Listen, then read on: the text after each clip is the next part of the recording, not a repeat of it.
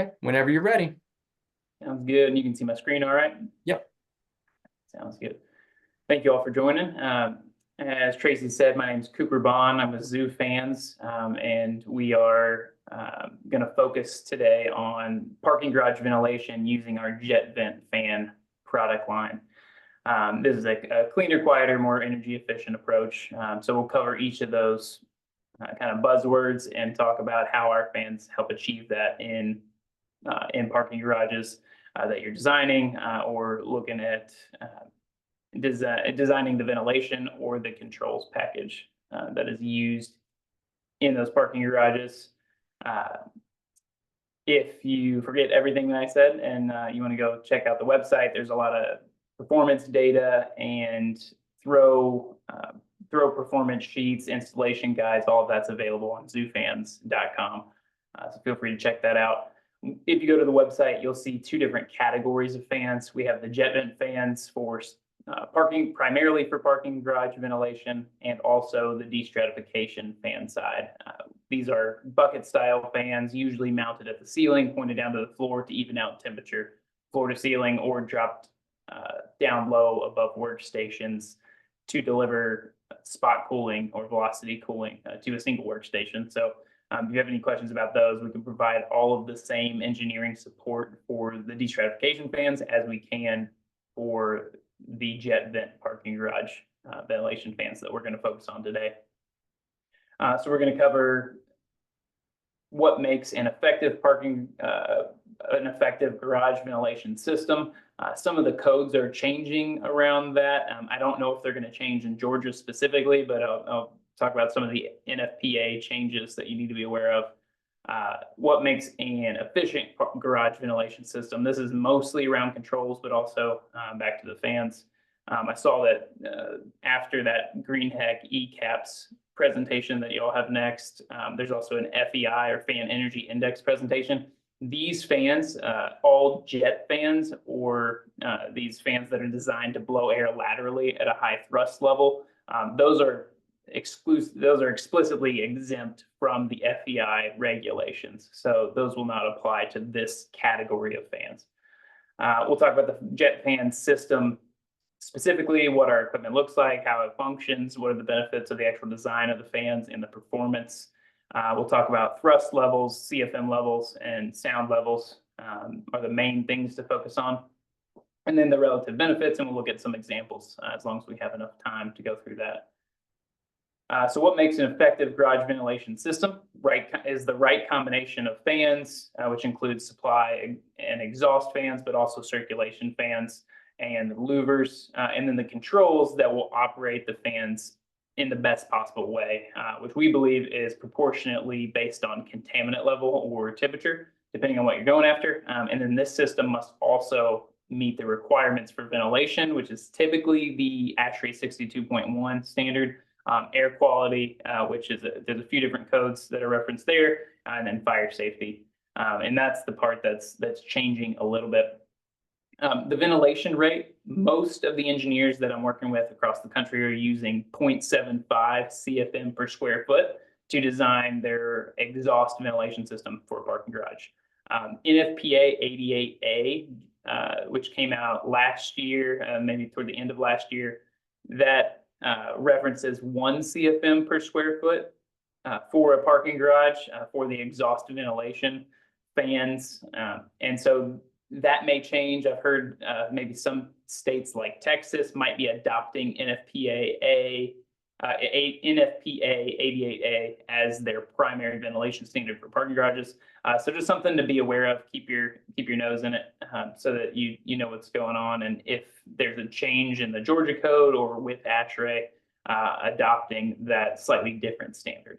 That ventilation rate, whether it's 0.75 or whether it's 1 CFM per square foot, that is not going to affect the circulation fan layout or the approach that we're taking in positioning our fans, our jet vent fans, in a parking garage to adequately move the air through the space. What we're mostly concerned about is air quality. So you could have the biggest exhaust fan in the world, and if it's right next to your entrance, and that's your main air intake or your makeup air location, you're just going to short cycle that air in the garage and you're never going to clear out the back corner. So you run the risk of increasing your carbon monoxide and nitrogen dioxide levels above the allowable limits for that parking garage. So that's why we're focused on the air quality side of things. Fire safety, again, the NFPA code changes. In addition to possibly increasing the exhaust fan size, there's also stipulations about when you have to use circulation fans, and it has to do with the distance between your supply fans or supply openings and your exhaust fans. But also if it's a non-ventilated garage, so if it's an open air garage, but you have sides that are farther than, I think it's like 300 feet apart, then that NFPA 88A also says that circulation fans like our jet vent fans are going to be required. So again, changes that may or may not affect you moving forward, but something to definitely pay attention to over the next year or two. Like I mentioned, currently most engineers that I'm working with are using ASHRAE 62.1 with 0.75 CFM per square foot down in the bottom right-hand corner to determine their exhaust fan size. And then there's 3 codes referenced in 62.1 that lay out different amounts of carbon monoxide and nitrogen dioxide and time limits for those. The most common one is there in the middle with the OSHA regulation for 50 ppm CO and 5 ppm of NO2. Those are most common. That's usually what we're designed to. If you have a garage that needs something different, our engineers will adjust our control sequence and possibly our layout to make sure that we're meeting those requirements. When we take an initial assessment of a garage, we're going to look at where's the natural air path if we don't put in circulation fans. So you have an exhaust fan is shown as that red square in the bottom left-hand corner. Makeup air location in this garage, it's fully enclosed other than the entrance in the upper right-hand corner. So we know that that air path is going to hug around the corner of the L and take the path of least resistance or the shortest path from the intake to the exhaust. What we know from the science of air movement and hydrodynamics is that it's better to distribute the supply air than it is to try to distribute the exhaust air with a lot of exhaust ductwork. This is put really nicely in this article from, I think it was June of maybe 2016, as an article by Stephen Taylor, and he from Taylor Engineering, and he talks about the sweep method for clearing a parking garage. That's the method that we use. It seems to be the most effective method based on what we've seen from CFD models.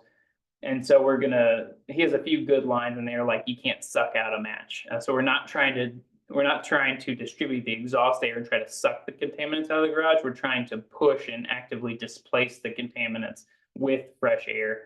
So pollutants are diluted by supply air, not exhaust air. So these are kind of our guiding principles for how we lay out these fans. We identify potential dead spots shown here, and then we place the fans so that we're picking up the fresh air as quickly as possible with that first fan in the upper right-hand corner, actively pushing air into what was previously a possible dead corner, displacing those contaminants with fresh air, and then sweeping the air down the drive lane toward the exhaust fan so the exhaust fan can run at overall lower speeds and still clear the garage of contaminants. So here's another example at not just an artistic representation, but an actual job that we were working on where we identified potential dead spots were relatively large on this garage. The northern half of this garage is actually totally separate from the southern half. And I don't know if you can see it, but there's a small gray sort of circle or donut shape in the middle there. That's an old smokestack where the architect was requiring the mechanical engineer to only ventilate the garage through that old smokestack. They couldn't put any exhaust fans on the exterior of the building because it was kind of a historic building with a particular look. So they were required to exhaust through the old smokestack in this what was previously an industrial facility. So they initially designed it with a lot of exhaust ductwork, again, trying to suck out the match, trying to suck out the contaminants rather than actively pushing them. So we replaced all of that ductwork in this design except for what was needed right around the smokestack, and helped ventilate the garage with a total of 6 jet vent fans. At the time, it was our smallest size.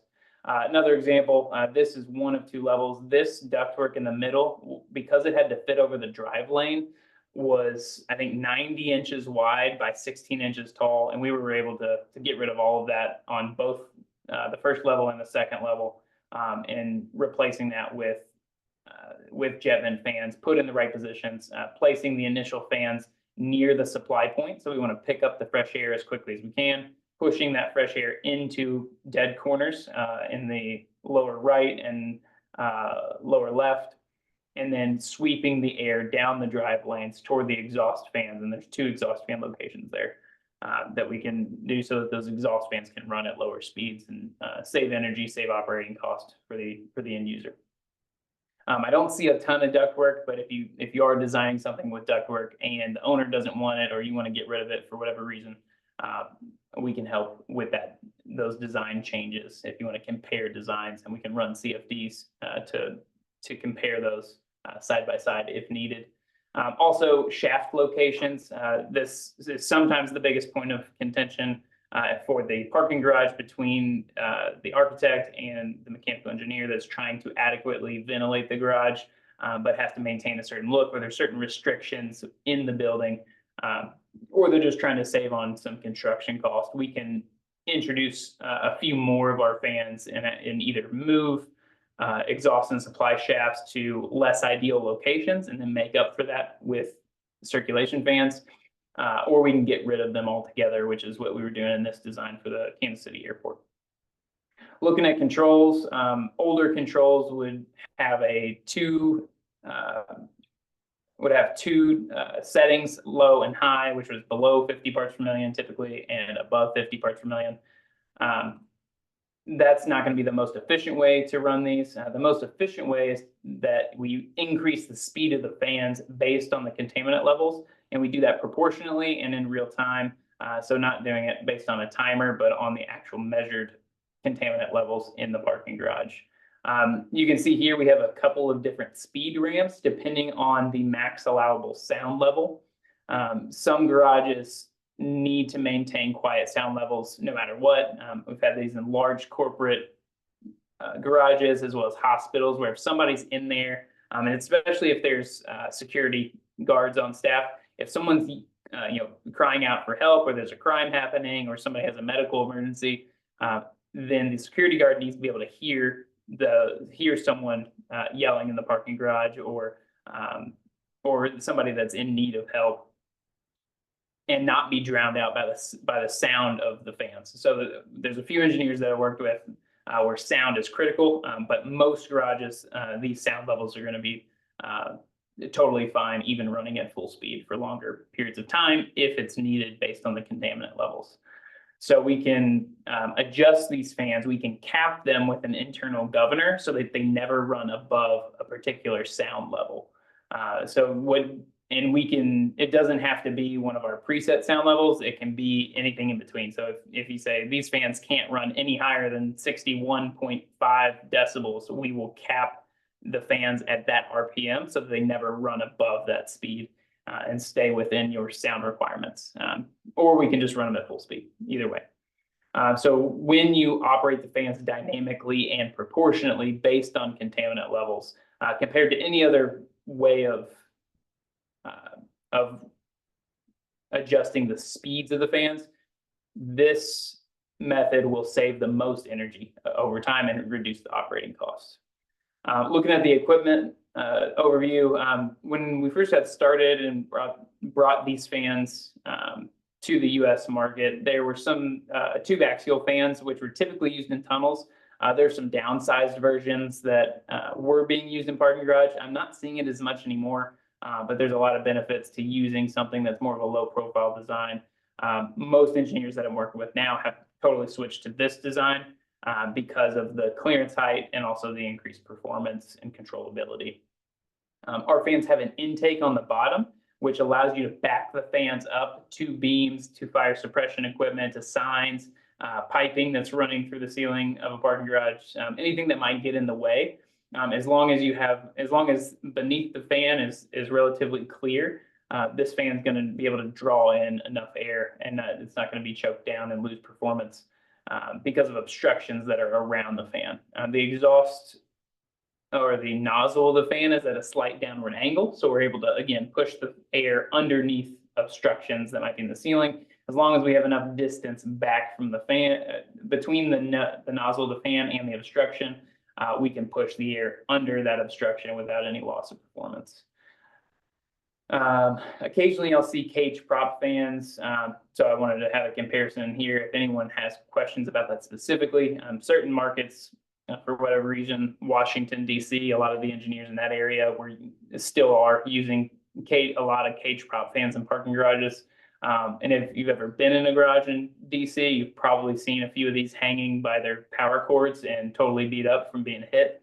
They stick down too far, they're usually too loud, and they often get unplugged because most of them are 120 volt. So I don't see those many places, but if you are seeing them, please let me know. Looking at performance, I mentioned thrust. Jet fans and jet fans for parking garages is, I think, the only product line where we are specifically focused on thrust as the primary metric of performance. Thrust is typically measured in newtons, but you also see it in pounds or pounds force. It's strange to measure the performance in terms of force because we don't really care how much force. We don't care how, if you stand it with a piece of plywood in front of the fan and trying to hold the air, like how much force is it going to take for you to hold it in one spot? That doesn't matter to us. The reason we care about thrust is because it is a really good combination of CFM and velocity, and it provides us with a really good indicator and the best indicator of entrainment, which is really what we care about. When you put this fan in a parking garage, you're creating a jet of air through the space. That jet of air is going to start making the stagnant air around the jet move in the same direction because of the friction on the boundary layer of the jet of air. And the more air you can get moving in the same direction, the more clearing power you have per fan and the fewer fans you need to do the job. And so thrust gives us a very accurate estimate of the entrainment that each fan can produce. And so we can use that thrust level to determine approximately how many fans are we going to need on any given job. And just a little background, again, if you have questions about this, happy to dive in a little bit deeper, but I want to be conscious of our time. That thrust is a force. Force, as you remember from your first physics class, is mass times acceleration. You can rewrite force equals mass times acceleration to force equals the density of air times the CFM of the fan times the velocity. So that's why I like talking about force, is because it combines, it's the product of CFM and the velocity out of the nozzle. So it takes both of those into account, because you can have a fan that has a very high CFM but a very low velocity, and it'll have very little thrust. It'll have very little entrainment. The same thing, you could have very low, very small CFM number and a very high velocity, and again, you're not going to have much force. So you want both of these numbers to be as high as they can to give you the highest force value or highest thrust value for that fan. So our fans are designed to maximize CFM and velocity together and not just compromise one for the other. And that's why we can achieve relatively high thrust levels at the speeds that we do, because of the design of the housing of the fan, the fins within the housing, as well as the high quality of blade that we use inside the fan and the motor. And so you take that thrust value, and again, we can dive in deeper to this if you are interested. Main thing to focus on here is that the volumetric flow rate, or CFM, at a distance X away from the fan. So as you get farther from the fan to a certain point, but if you get about 80 to 100 feet from the fan, you should have a higher CFM, or higher, if you have positive entrainment, if you have a good amount of entrainment, then you will have more CFM moving downstream from the fan than you have coming out of the actual nozzle. And so that's what entrainment means, is that it's the ratio of the CFM. So if you look at equation 1, the CFM downstream from the fan divided by the CFM out of the nozzle should be greater than 1. If it's greater than 1, then you have at that distance X, then you have a good amount of entrainment. So the higher your entrainment, the better you're going to clear the garage. And all I'm showing here in equation 3 is that the CFM out of the nozzle times this equation where you have thrust levels or force in that as part of that equation. Once you design the fan housing and you have a set CFM as your maximum CFM coming out of the nozzle, now your main factor, your main variable there is the thrust level or the force coming out of it. So again, probably more than I can cover in a couple minutes, but if you have questions about it, let me know. Main thing to take away is that more thrust per fan equals fewer fans needed to clear the garage. So we have 5 different sizes of fans, and so if you have a fan that's twice the thrust, you probably need half the number of fans, roughly half the number of fans to clear that garage, depending on the size and shape of that garage. We also want to produce a high thrust at a low sound level. We don't want these fans to be too loud to where people have to wear hearing protection in the garage because of sound levels like 98 decibels. When we are comparing different models, there are some models that will have, like the Systemair IV Smart EC, that will have more CFM, but less thrust. And so again, it's always a balance between CFM, velocity, thrust, sound levels, making sure that those are optimized. And even though the Systemair fan has more CFM, because of having 4 newtons less thrust, it's going to have less entrainment downstream than our jet vent JVEC, that's SLP, which is our super low profile, which I'll show you those in just a second. But this is why I encourage engineers to specify based on thrust, not thrust and CFM, not just CFM. Using thrust as your primary metric gives you a better picture and ensures that your design is going to clear properly, rather than only specifying it based on CFM. So looking at a few different designs, like I mentioned, we can have CFDs run to compare these. So this engineer wanted to compare a ducted design versus a non-ducted design in this very small garage. So just a simple way to look at this.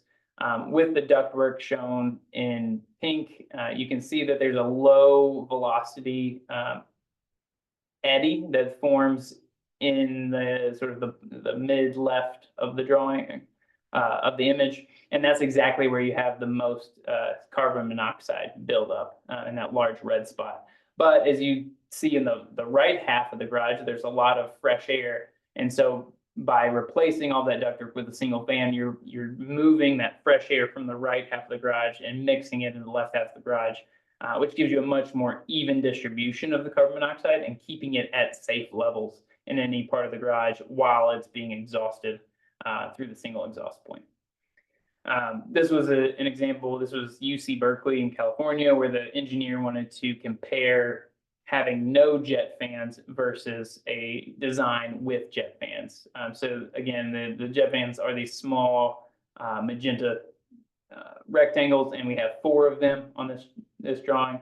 So before, we have very little velocity. These little red dots are the 3 exhaust fans on this design, and you have a lot of buildup shown as the red and orange spots in the garage.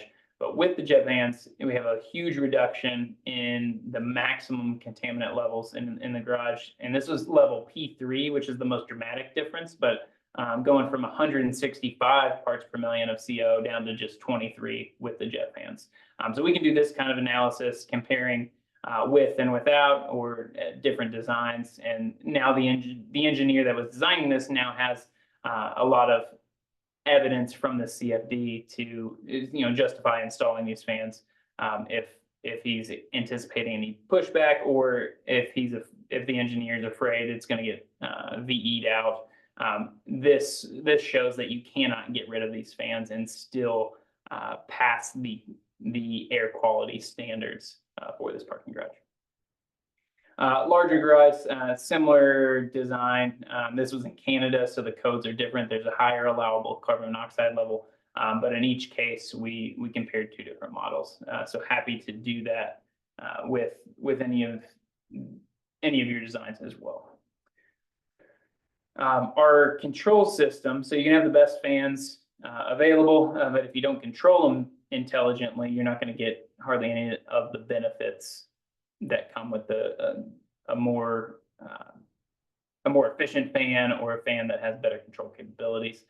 Our controller, which is a Carrel hardware, if you're familiar with that brand, but we have custom software and firmware that customizes this for parking garages in North America. So we have specific design features programmed into this controller that allow us to connect to the fire panel, operate CO, NO2, and temperature sensors. I'll talk about temperature in a second. But up to 50 jet vent fans, VFDs, and starters, as well as connecting to the BMS via BACnet, Modbus, or IP, as well as some expansion boards if we need additional inputs and outputs, and the supply and exhaust fans. So this connects to everything that has to do with the ventilation system in a parking garage and can control it all from a single point.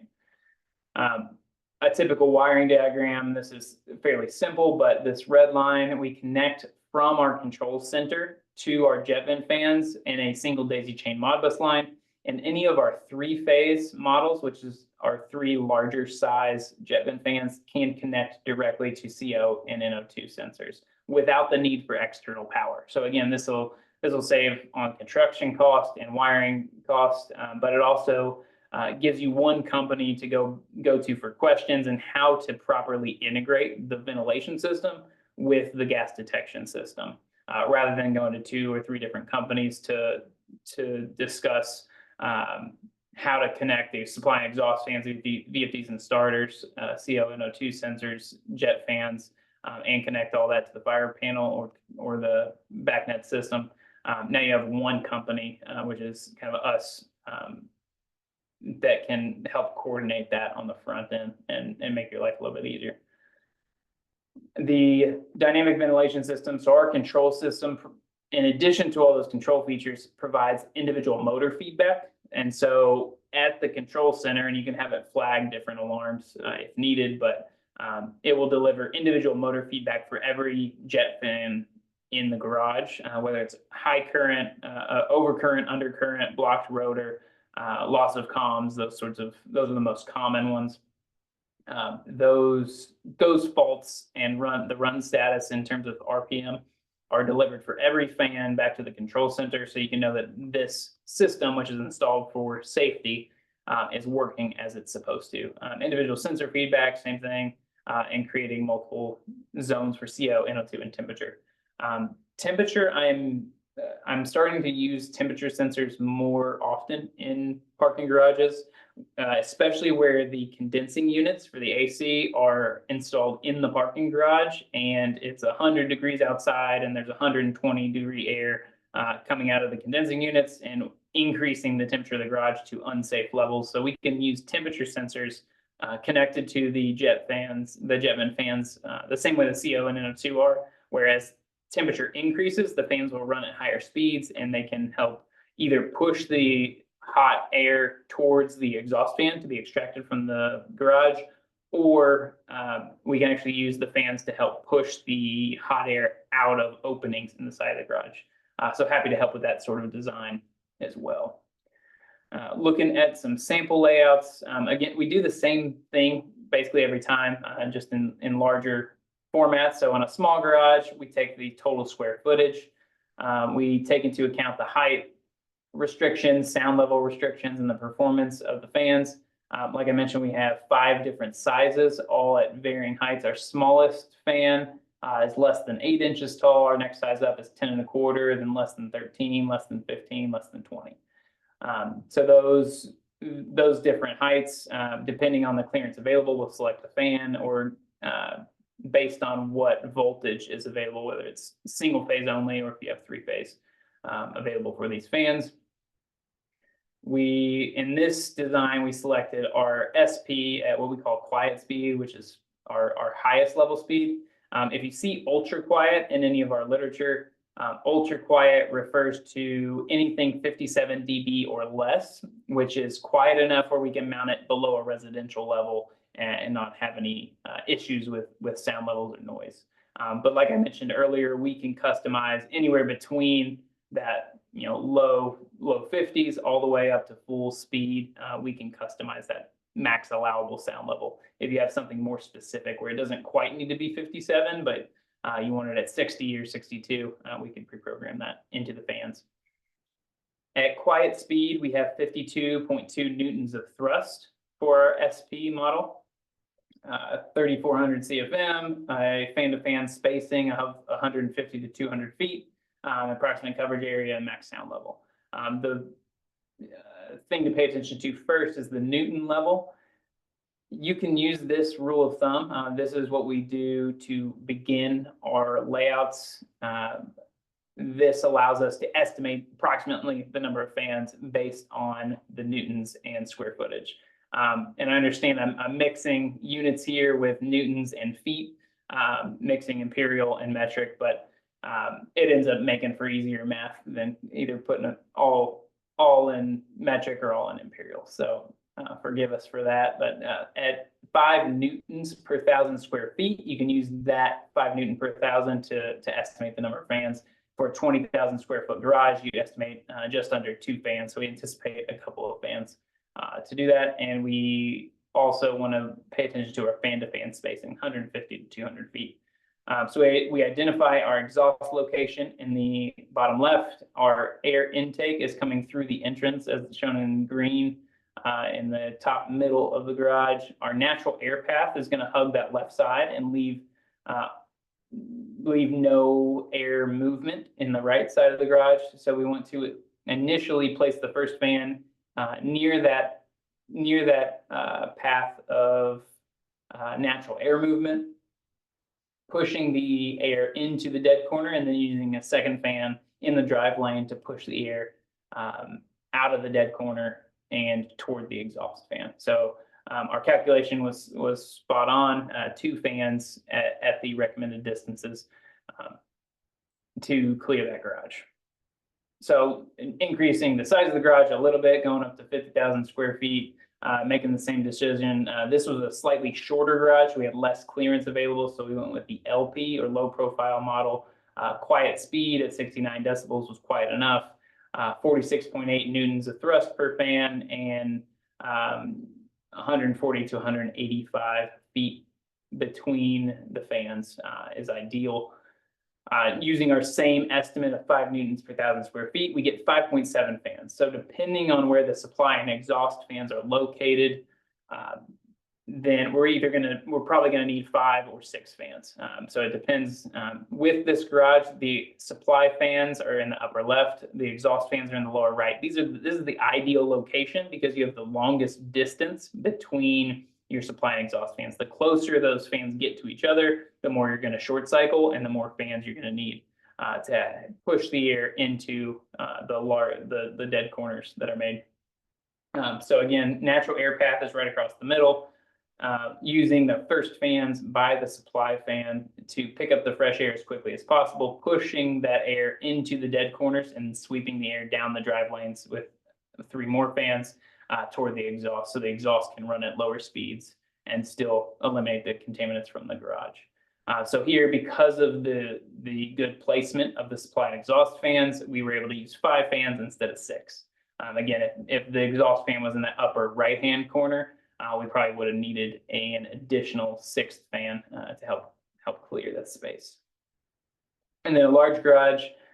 This one gets a little more complicated because there's 3 exhaust points, 3 supply points. The natural air path doesn't mean as much, but again, placing the first fans near the supply points, picking up the fresh air, and then sweeping the air toward the exhaust fans.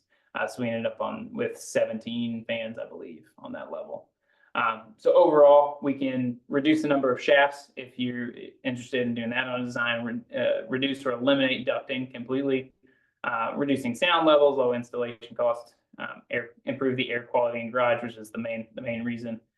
and generate significant energy savings. And we can help with estimates on energy savings compared to other proposed designs. So what we provide is basically the fact that you don't need to remember anything I just said. You can send us a blank garage and we will provide our recommended layout, wiring diagrams, the submittal sheets, installation guides, throw performance, Revit files, and DWGs, as well as a sample schedule and recommended garage control sequence that is also fully customizable. So if you need something different than our standard, we can easily pre-program that into the jet vent control center and have that increase the speed of commissioning and ease of troubleshooting for any parking garage that we're working on. So you send us the blank garage, we send you that information on the shared folder, and then you can take it and just use whatever you need from there. And again, if you need if you need a CFD analysis for the garage, we can also help coordinate that as well with the help of the guys at Holden. If you have any questions, please let me know. Contact anyone from Holden. They can get a hold of me, or Jonathan King is our head applications engineer. So if you dive into a project, you'll probably be working with Jonathan. And you guys as mechanical engineers, electrical engineers, or whatever your specialty is, you have a very broad range of expertise. Us at Zoo Fans and with our jet vent fans, we spend most of our time only doing parking garage layouts. So please, feel free to dump some of that workload onto us. It's our specialty. We don't know the broader system the way that you do. So happy to help with this very specific application any way we can. But thank you all for your time, and I think we'll open it up for questions.